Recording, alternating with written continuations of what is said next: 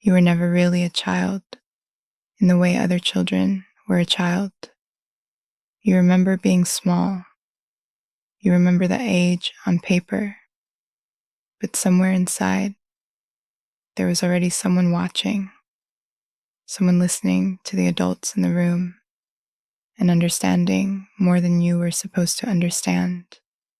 Someone who felt the tension between two people before they raised their voices. Someone who knew, without being told, that the smile on your mother's face didn't match what was happening in her eyes. And so you grew up carrying a strange kind of secret. You were young, but you weren't only young. There was an older self inside you, already awake, already paying attention. If you've ever felt older than your age, not in a tired way, not in a bitter way, but in a quiet, knowing way, this is what this video is about. There's a phrase people sometimes use for INFJs. They say you have an old soul. It sounds poetic, and it might even be true in some way you can't quite explain. But there is also a psychological reason you feel this way. And once you understand it, a lot of your life starts to make sense from the inside out. Let's begin with what actually happens inside an INFJ child. The psychologist Elaine Aron, who coined the term highly sensitive person, spent decades studying a trait she calls sensory processing sensitivity. About 20% of people are born with a nervous system that processes information more deeply than average, not more emotionally in a dramatic sense, more deeply, more layers, more context, more meaning extracted from every moment. Most INFJs fall inside this 20%, which means that from the very beginning of your life, you weren't just experiencing the world, you were interpreting it constantly, quietly, without anyone teaching you how. A child with a typical nervous system hears a parent sigh and moves on. A highly sensitive INFJ child hears the sigh, notices the shoulders drop, catches the small change in the voice, connects it to what happened at dinner 3 nights ago, and files it all somewhere inside. They don't do this on purpose. It just happens. The information comes in whether they want it to or not. And then something else happens. Something Carl Jung wrote about 100 years ago when he described the function he called introverted intuition, NI. He said this kind of mind doesn't gather information the way most minds do. It gathers information and then, underneath awareness, weaves it into patterns, into meaning, into a sense of what is really going on. So imagine being 7 years old with that combination, a nervous system that absorbs everything, and a mind that quietly turns everything into meaning. You weren't just a child in that house. You were the emotional weather reader of that house. This is where the feeling of being older begins, not in some past life mystical sense. In your actual, everyday, lived nervous system, you were doing adult-level emotional processing before your body was old enough to hold it. And here is what most people miss.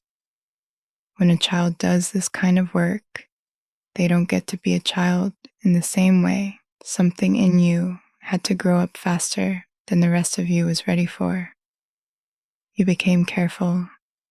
You became observant. You learned to read rooms before you learned to read books in some ways.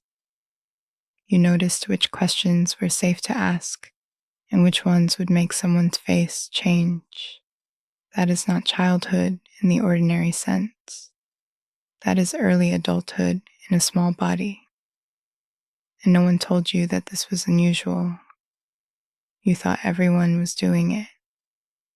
There is a term in developmental psychology called parentification. It usually describes children who take on caregiving roles too early, emotionally supporting a parent, holding the family together, being the little therapist of the household. Many INFJs experience some version of this, not always dramatically.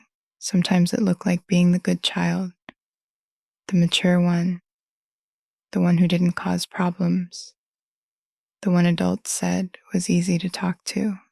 You may have received praise for this, for being wise beyond your years, for being so understanding, for being such a comfort. And that praise felt good, but it also quietly locked you into a role where your own smallness, your own confusion, your own need to be held and taken care of didn't quite have anywhere to go. So you kept them inside, and the older self grew louder, and the younger self grew quieter. Now, years later, you sit with people your age, and something feels off. They talk about things that feel small to you, not because you look down on them, you don't, but because a part of you has been thinking about death and meaning and the strangeness of being alive since you were 9. And it's hard to pretend you haven't. You feel a gap.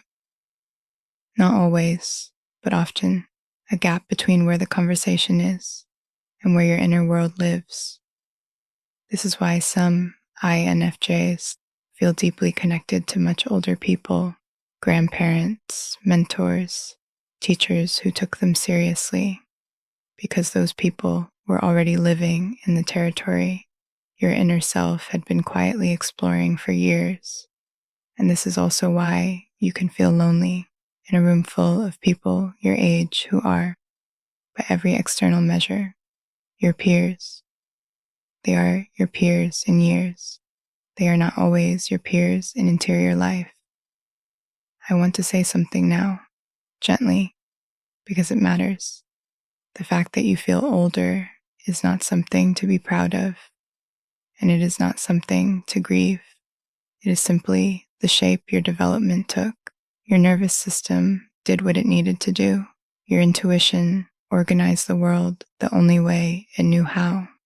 The older self inside you was not a mistake.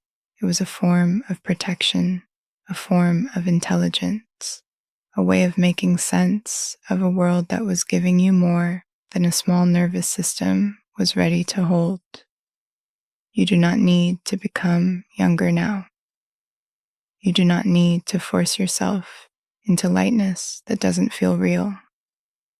There is a difference between play that comes from a genuine place inside you and performance of a lightness you never actually felt. But there is something worth knowing. The younger self inside you is still there.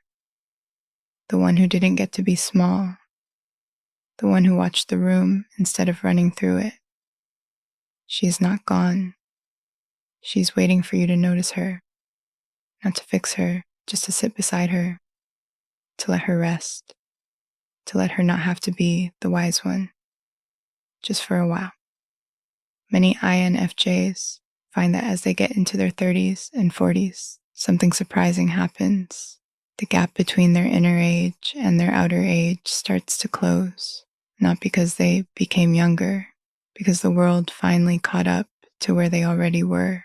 People around them started asking the questions that INFJ was asking at 12.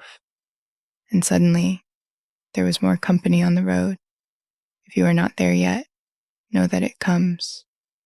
The loneliness of being early is real, but it doesn't last forever. For now, there is no rush here. There is no need to explain to anyone why you feel the way you feel. Your inner age is not a flaw in your design. It is a record of how deeply you were paying attention from the very beginning. And the child inside you who grew up too soon, she doesn't need advice from you.